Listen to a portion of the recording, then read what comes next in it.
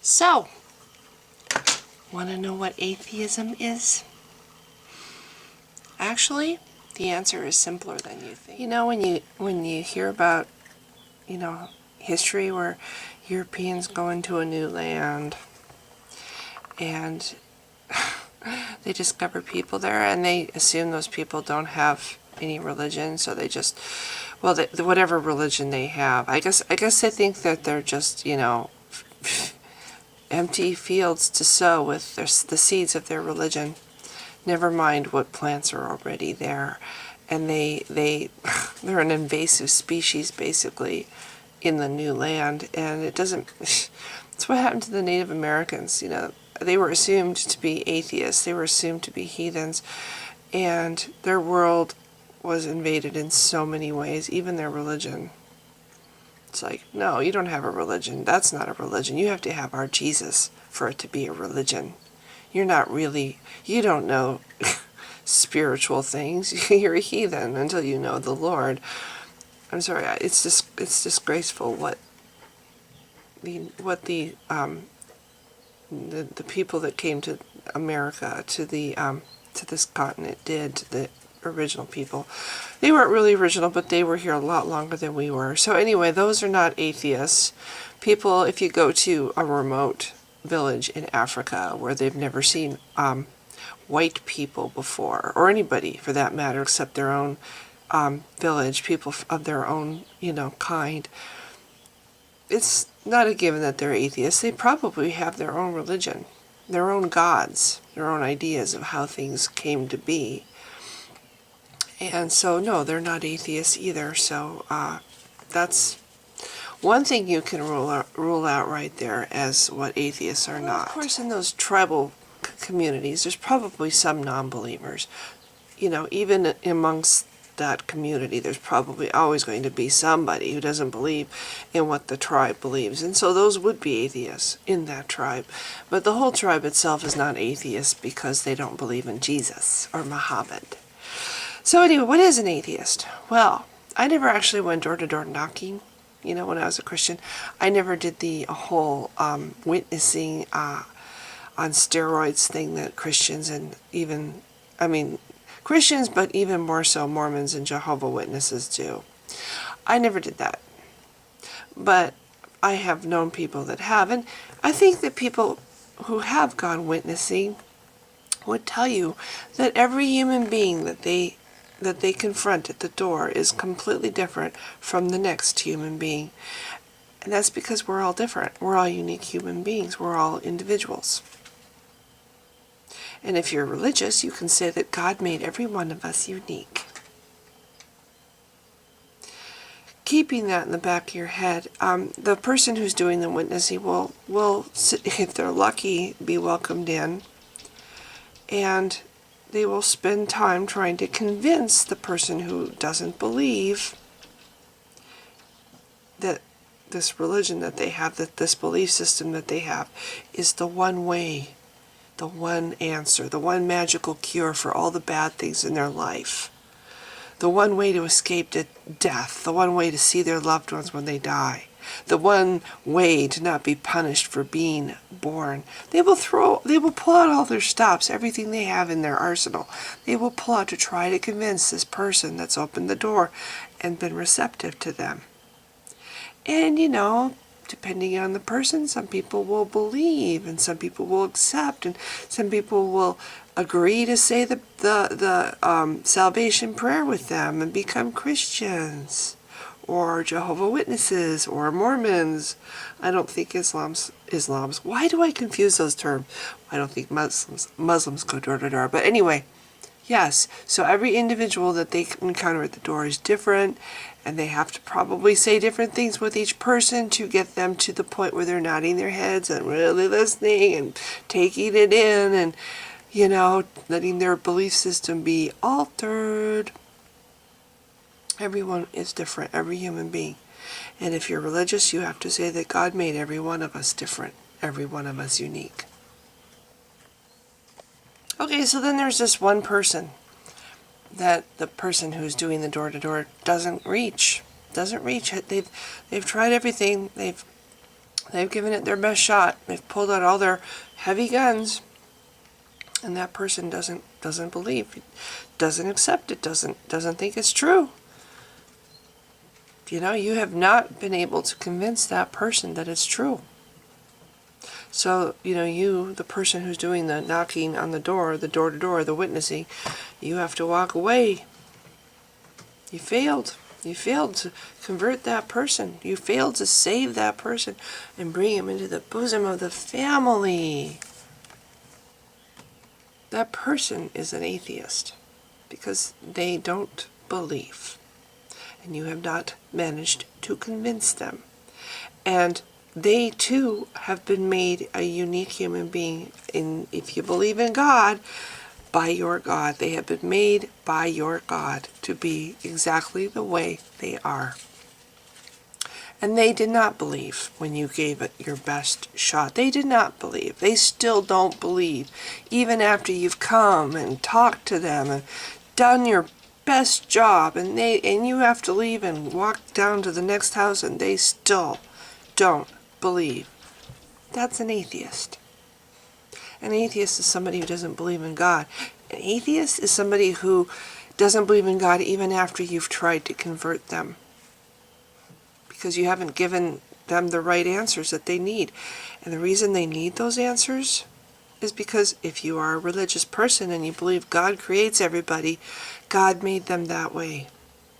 God made them that way. They are designed, they are hardwired in such a way that they need a little bit more than what you have to give. Your little book of you know, verses and diagrams and pictures and scare, the things that, you know, you'll use when you've tried everything else, like the scare tactics, just didn't work on this person. They need a little bit more. They're created, if you would, in a way that they need a little bit more than you had to give. So you walk away, they're an atheist still. They still don't believe it. That's what an atheist is. That's all an atheist is. An atheist is somebody who isn't convinced as easily as somebody else. That needs other things besides what you have in your little book that you carry with you. An atheist is somebody who bases their beliefs on what they see around them, on what they observe, on what they can see and touch and feel and see demonstrated. You know, there needs to be something more for somebody like this, some kind of tangible evidence or proof for somebody like this. You don't have it. Nobody has it of your religion, because there isn't any. There is none of that with your religion. You don't have that. And so you lose that person, as they're not going to ever be part of your fold until you find that little bit of evidence that they need, that they desperately need to believe you. Do you think anybody wants to go to hell? Really? If such a place existed, do you think anyone would choose to go to hell? I won't say what I think of heaven right now, because that would just... but yeah, why would anybody choose that? If you're threatening them with heaven, there you go. If you're threatening them with hell and saying that they're going to be tortured forever, don't you think they want to believe? You know, you're saying you have the one answer. The one answer. And it's just saying some words and meaning it. Don't you think they want to believe that? But you don't give them the stuff that it takes to get them to believe. You don't pull out the evidence. They are used to, you know, seeing things. And you know, if you make a statement, you need to back it up. You need to show proof. You need to show some actual hard facts. Tested, provable results. And you don't. So they're atheists. You don't have what it takes to change them and make them be part of your flock. That's what an atheist is. You know what else atheists are? Atheists are people who are tired of having people judge them because they can't believe. Because they were made, if you believe in God, they were made in such a way that they cannot believe like other people can believe. And so you judge them. You call us names. You say that we're lost or stupid, or we love to be, you know, we love our sin so much. I don't sin. I don't go out and rape and murder and steal and lie to people. I try to live an honest life. I try to be a sincere and open person. What sin am I enjoying? What am I enjoying so much? What sin am I reveling in? But that's what you accuse atheists of. Oh, you just love your sin so much. Oh, you're a Satan worshiper. Oh, you're a fool. Oh, you're lost. Oh, you're blind. Oh, you're just so far caught up in the ways of the world. And people get tired of that after a while. People get tired of being judged after a while because you fail to convince somebody because of the way they are the hard wiring in them, that they require more than what you have to show. You judge us as bad, evil, horrible people. Lost, stupid, blind, all these things. Caught up, Satan worshippers, we eat babies, all these things that you accuse us of. It gets old. And so that's another thing that atheists are. They're not just the nice, normal person minding their own business that you left behind because you couldn't convince them and you went to the next door. They're not just that person. Some of us are, because some of us are lucky enough to not be exposed to the constant persecution that, I'm sorry, atheists experience. I was a Christian for 35 years and I did not know what persecution felt like until I became an atheist. I found out real fast when I started losing friends and having people judge me. So they're not just that person that you left behind going to the next door. They're the person that has gone through some time being treated like shit by Christians and being called names and being threatened and bullied and having people say, "Oh, I just can't wait to see you burning in hell forever." How would you feel if a whole group of people were saying to you that, oh, well, you deserve to be tortured forever if you don't believe what we believe? You have a lot of resentment in the atheists. The people that you encounter that say that they're atheists, there's a lot of resentment. People are just like, okay, wait for it. We were just like waiting for a Christian to say, "Oh, I'll pray for you," or waiting for a Christian to say, "Well, you're going to go to hell," or, "Well, you're so blind. I'm sorry." Or a Christian to say, "Well, the evidence is everywhere. There's flowers and babies and sunrises." Anyway, so that's kind of what I think of when I think of what an atheist is. An atheist are two things. An atheist is somebody who doesn't believe in God and needs more evidence than you have to show, or even just a little evidence, even just a little tiny little bit, but you don't have any to show. An atheist is that person. And if you're a religious person, God made them that way. But God doesn't make the evidence to help that person believe, does he? He doesn't manifest himself in such a way that science can test it and show evidence for his existence. He doesn't bother to do that. He doesn't give an extra inch for the person that he has made, who requires more than just a fucking book, or somebody, like this at their doorstep say, "Oh, it's made me so happy. You too could be like me." There's people who are just made differently and they need more, and your God is not giving more. Not even a little bit more. And so we are lost. If there's such a thing as God, we are lost. If there's such a thing as God, we were made lost. We were made to be lost. We were made to be damned. We were made to go to hell because he made us in such a way that we can't just believe as easily as the next person. So that's one kind of atheist. And the other kind of atheist that you run online and you say, "Oh, you're the new atheist." You know what those are? Those are people that are sick of it. They're just fucking sick and tired of being treated like shit. They're tired of having your religion in their face everywhere they go. In public buildings, in schools, all the places that, it's just assumed everybody believes the same thing. Everybody believes in Jesus. No. We all don't believe in Jesus, and it gets old having that assumption always there. Always there. Stand up and say the pledge. Under God. No.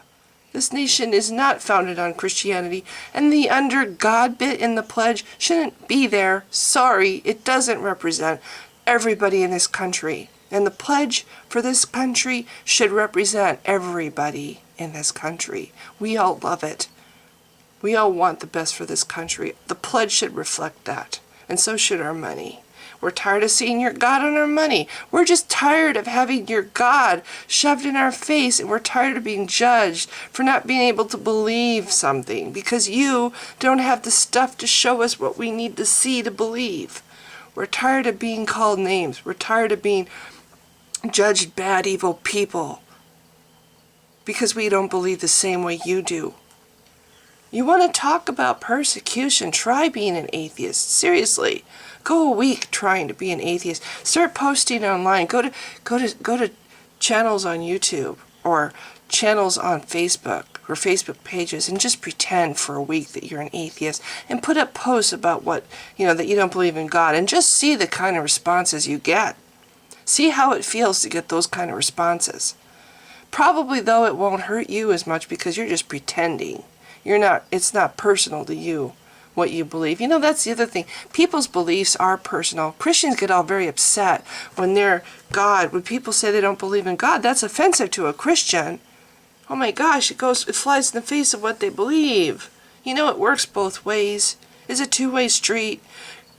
We believe things too. We believe in reality and science and nature. The things that we believe strongly too. They say, oh, atheists don't believe in anything. Yeah, we do. And so you don't have the right to tread all over what we believe.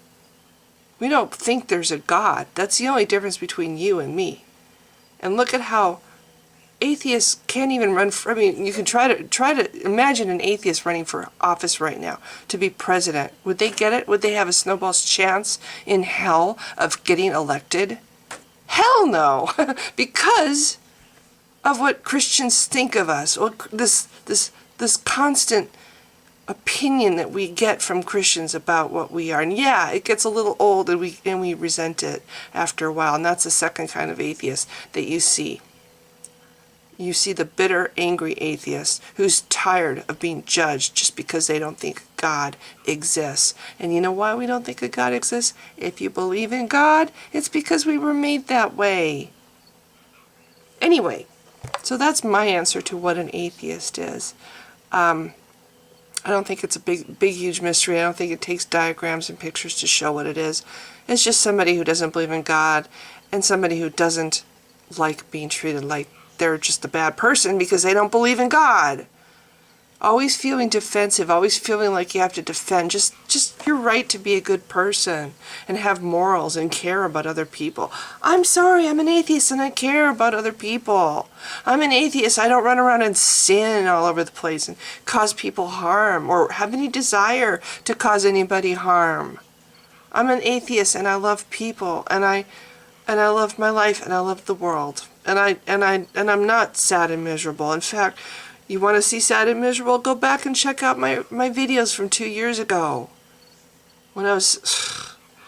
The longer I'm an atheist, the better I am. The better I am. The happier I am. So anyway, I just wanted to put my 2 cents out there on the whole what is an atheist question. If you've been watching, thanks. Bye.